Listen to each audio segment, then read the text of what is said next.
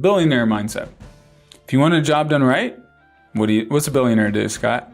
Pay someone else to do it for you. Find the best person to do it for you. Yeah. Exactly. Find the best person to do it for you, because the billionaire knows what the biggest amount of value that he creates is smart decisions.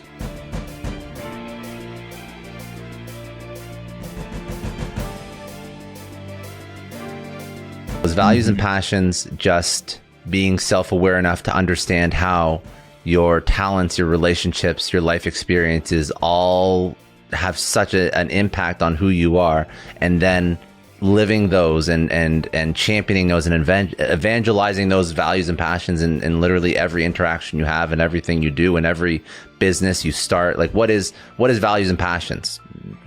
Yeah, so it's a couple things. The value side, if you look at, hey, what do I stand for? What do I stand against?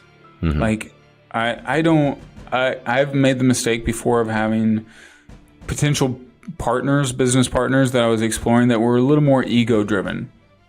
And, I have a healthy ego, but I'm not ego as in dominate, Mike is, my poop doesn't stink type deal. Mm-hmm. And I want humility. I want devotion to the greater good. I want contribution, innovation.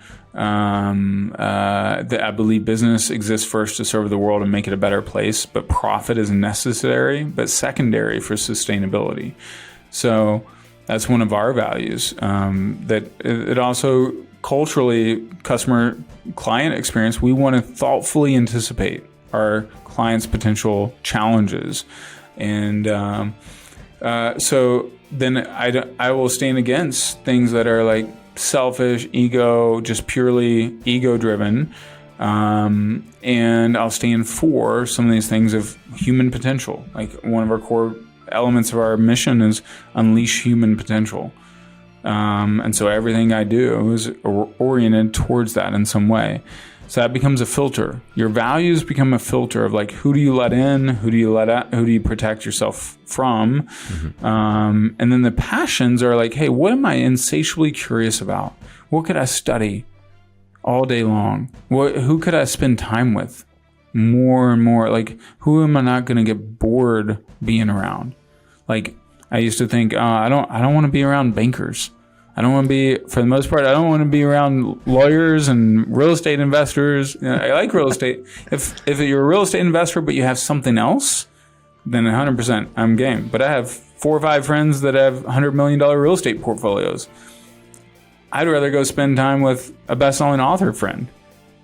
Interesting. Yeah. So it's all about, again, it comes back to like also what gives you energy. So all these areas, they like, these are not mutually exclusive. They all basically create just a really healthy, strong persona that you are self-aware of, that you can sort of take into. And that sort of brings me to my next question. How do you build a business knowing your zone of genius that is built on these 4 key areas? Because that must be the best. That's why they hire you, right? It is. You're right. But it also look at people who do extraordinary things.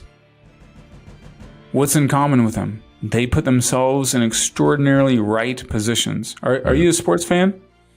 Yeah. It depends which sport though. Like, I'm more hockey than football, but I don't mind the Steelers. They're okay. They haven't won. My hockey team, well, none of my hockey teams have won in a long time because I'm Canadian, so it doesn't matter. Yeah.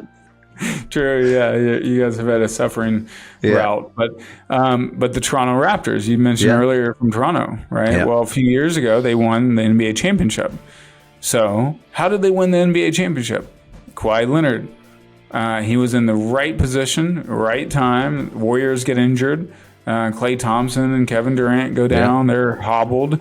Extraordinary results come from people putting themselves in extraordinarily right opportunities. So if you look in business, Richard Branson hits the timing right. Amazon hits the timing right with riding the wave of the internet. They were they just want to sell books initially. Now, Bezos had a bigger vision, but at the time, people were afraid of buying things online when Amazon started. Now we're like, no big deal. Buy whatever you want online.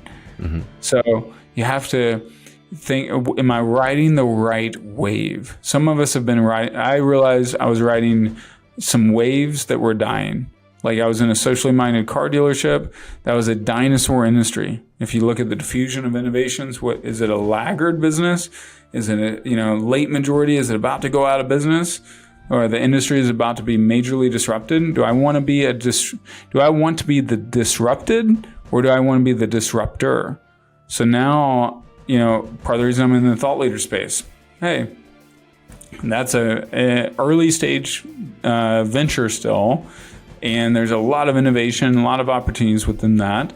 Biohacking, I'm launching a new biohacking venture because that industry is going to go from a $12 billion industry to a $54 billion industry from 2019 to 2027. So I'm jumping into that space, and I'm doing it in a way that I'm aligned with my genius. I get to create, I get to architect the business, and I get to put people in their zones of genius and attract people that I'm attracting a dream team. I know I'm not a great operating partner. So this time I'm not freaking starting the business without a great operating partner. I love this. So the last thing I wanted to touch on, and I think it's just interesting because you mentioned a good point. Like, so what your zone of genius is. You want to be, you have certain industries that you can disrupt, so that you want to be the disruptor, not the disrupted. And that's sort of where you position yourself. One thing that you've spoken about before is a $10,000 per hour activity. So my question, I think that's an interesting point because just saying it just sounds like funny, just like a funny sentence. So somebody who wants to start a non-service based business, because I can understand as a coach, if you want to be a coach, this makes a lot of sense. You're trying to up your billables and you have to create more value, and there's things you can do to up your value when you position yourself to your customers. But this is more like a mindset, I find, than just like a truly $10,000 per hour activity. So what does that actually mean for somebody who wants to start a dog walking business, somebody who wants to start a software, a SaaS business? What does that actually mean? And how do you find that? So most of us come from a middle-class mindset. What's a middle-class mindset? Hey, if you want a job done right, do it yourself, right? That's middle-class mindset. Billionaire mindset. If you want a job done right, what's a billionaire do, Scott? Pay someone else to do it. Find the best person to do it for you. Yeah, exactly. Find the best person to do it for you, because the billionaire knows that what the biggest amount of value that he creates is smart decisions, strategic decisions. Jeff Bezos, I listened to this great podcast series about Amazon versus Walmart, and on it said that Bezos has one goal every day: make 2 smart strategic decisions. So that's his goal. He's not trying to do things. He's trying to decide things. So $10,000 per hour activities, they are not the doing of things. Even the very best attorneys in the world maybe get $500 to $1,000 an hour for billable hours. So your income is capped there. When I was in real estate, I calculated that my average hour, if I was setting up the deal and would spend 1 hour with a potential client, get them on board as a client, hand them off to one of my junior agents to work with them and close the deal, that was a $5,000 an hour activity is what I would average. But that's still limited, right?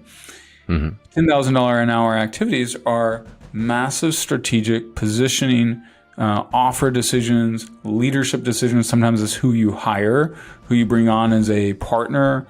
It's your offer. If you craft an irresistible offer that goes gangbusters, cool thing about business, if I hit in baseball, I played college baseball. If I hit a grand slam, the most runs I can score is 4. In business, if I hit a grand slam, I can score 1,000 runs from that, right? Yeah. Now I might, craft an offer. This is where maturity comes into play too. I got to know that 9 out of 10 offers are probably going to strike out or not do that great.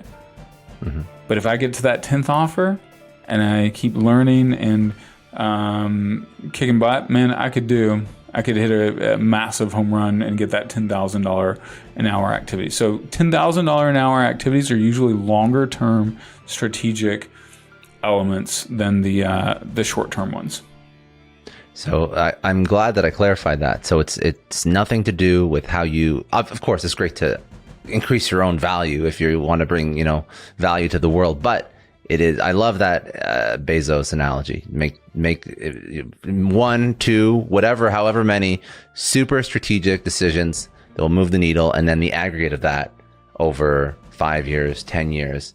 Well, it could be $100,000 per hour activity. At that point. There's no limit. There's no limit on that. Yeah, and so let's think about it like this too. I have friends that charge $25,000, $50,000 for a speech. Mm-hmm. So what is they step on stage for an hour? That's $25,000 an hour. But how did they get to that $25,000 an hour activity? Oh, they had to write a book, or they had to do these other business things. Now, writing a book, do they have to write every single word and design the cover and proofread and all that? No, they can outsource that to $20, $50, $100 an hour type team members. Mm-hmm. But then that book positions them to get a $25,000 an hour activity. Understood. It makes sense.